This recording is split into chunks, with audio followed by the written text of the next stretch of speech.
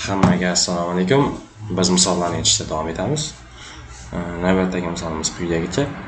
Eng qimmat printer modellarini toping. Chiqish, model va narx. Bu qanday topiladi? Hozir sizlar bilan shuni ko'ramiz. Select model price from printerdan bo'ladi endi bu.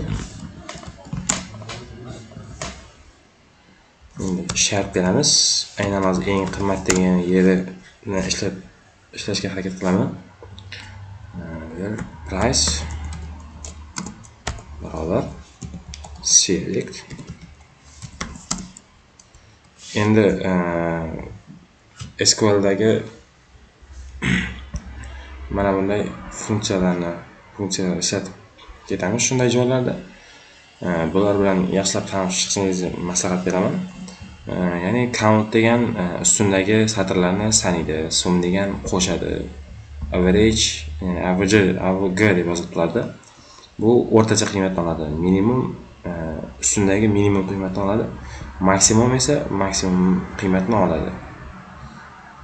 Hozir bizlar o'sha maksimum qiymatni olishdan foydalanamiz. Bu yerda qanday ishlatilishi yozilgan.